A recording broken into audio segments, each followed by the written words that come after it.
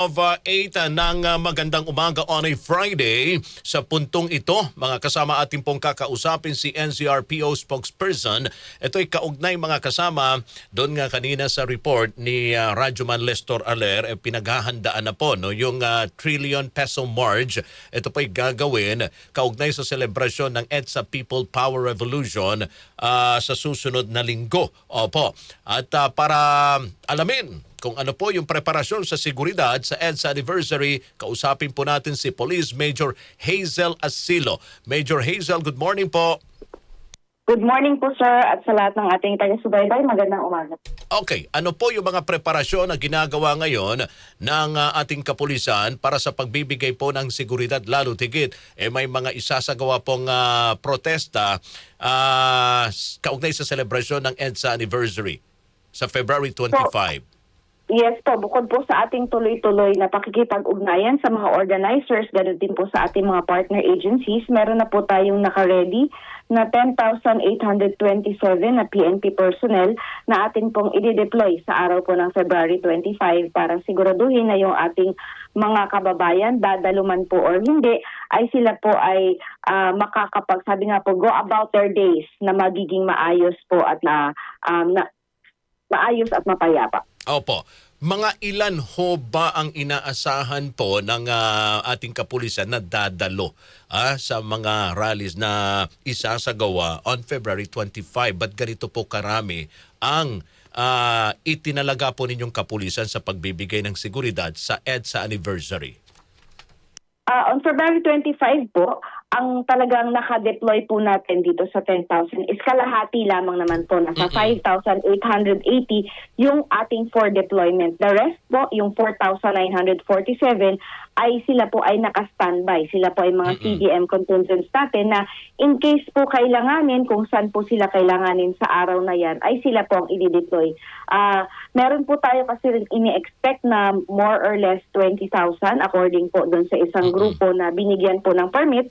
So, 20,000 po yung magkakaroon po ng assembly dito sa area po ng White Plains Avenue sa may EDSA. So, sila po yung ating tinitingnan na ma-secure dito sa bilang po na ito. Bukod sa White Plains, Major, meron pa ho ba tayong binabantayan ng mga grupo na posibleng magsasagawa din ng rally on February 25 during the EDSA People Power Revolution Anniversary sa iba pong area? Yes po. Sa araw po na yan, ina-expect po natin na sa area ng EDSA at sa People Power Monument ay magkakaroon po ng protest rally. So, pa po natin itong grupo ng Kilusang Bayan kontra Kurakot, Bayan, Panday, Sining, Gabriela at iba pa, kung sila po ay nakapag-secure po ng kaukulang permit para po mag-conduct sila ng protest rally dito sa People Power Monument. Okay. Okay. Sa Manila? Sa Manila po, wala pa po tayong na-monitor na magkakaroon po ng mga pagtitipon or ng mga rally. Gayunpaman po, naka-ready naman po ang ating Manila Police District at ang buong NCRPO po in case po na magkaroon ng mga lightning rallies dyan sa area na yan dahil alam naman po natin historically na pag meron pong mga pagtitipon dito sa area ng EDSA ay sinasabayan po ng mga rally dyan po sa area ng Maynila. So naka-ready naman po tayo. Itataboy ba natin ang mga to kung walang mga permit? Yes po, kung wala pong permit, hindi po sila maaring mag-conduct ng kanilang mga pagtitipon. Ang area po ng Menjola, lalo na po yung kabaang yan, ay off-limits po sa rally dahil yan naman po ay kalsada. So wala po talagang mai-issuehan ng permit para dyan sa area na yan. Opo. Well, paano po no, yung pagpapatupad ng o pagmanman sa traffic because February 25 hindi po dineklarang holiday yan Major Yes po, regarding naman po dun sa ating traffic, yung ating mga motorista na dadaan dyan, kaya po yung ating koordinasyon sa MMDA, ganun din po sa local government units ng Quezon City, ng Mandaluyong, ng Pasig at sa mga areas pa po within dyan sa area na yan ay meron po tayong ugnayan.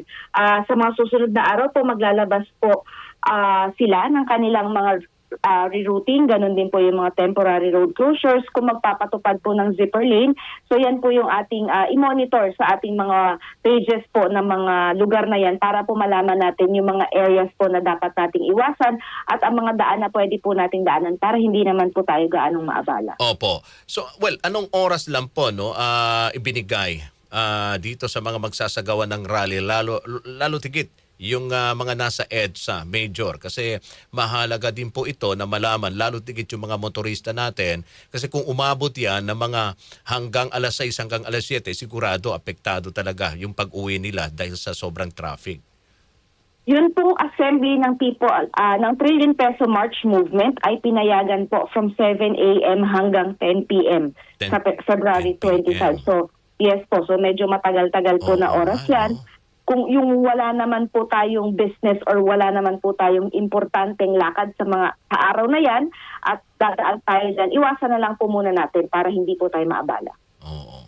Pero yung mga may pasok, sigurado, talagang mararamdaman nila yung epekto, yung bigat ng trapiko kung sila ay dadaan dyan on February 25 kasi hanggang 10 p.m. pa pala. Pero anyway, dapat din siguro maaga ilabas, ma'am, yung advisory, lalo tigit yung mga alternatibong lugar na po pwedeng dumaan at yung mga saradong daan. Yes po, ngayon po ay magkakaroon po tayo ng pakikipag-usap muli, final meeting po natin para po sa ating mga paghahanda. So, maaari po niyo pong tingnan ng aming page sa Facebook page po para ma-check po yung mga isasarang daan, yung mga temporary road closures po natin at yung mga alternate routes po para sa ating mga kababayan na dadaan dyan sa area na yan. Wala naman hong paalala ang NCRPO dito sa mga dadalo sa mga rallies on February 25, lalo na yung mga pupunta rito sa EDSA Shrine at dyan sa may White Plains. Lalo na yung mga bawal na hindi po pwede nilang dalhin. Sa ngayon po, wala naman po tayong mga ipinagbabawal. Siguro po isa na lamang po yung pagdadala natin ng malalaking bag at yung mga pagsusuot po ng mga mask na magkukonceal po sa ating identity kasi yan naman po ay assembly.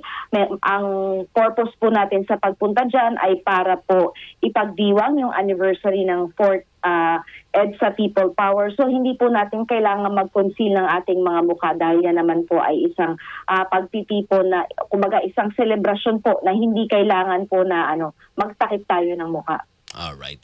Police Major Hazel Asilo, ma'am, maraming salamat po sa inyong oras at panahon. Mabuhay po ang NCRPO. Maraming salamat po. Good morning. Good morning.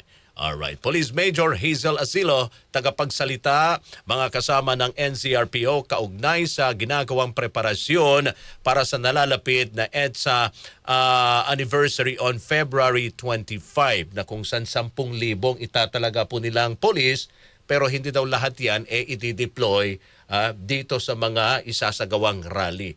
Hati yung iba'y monitoring.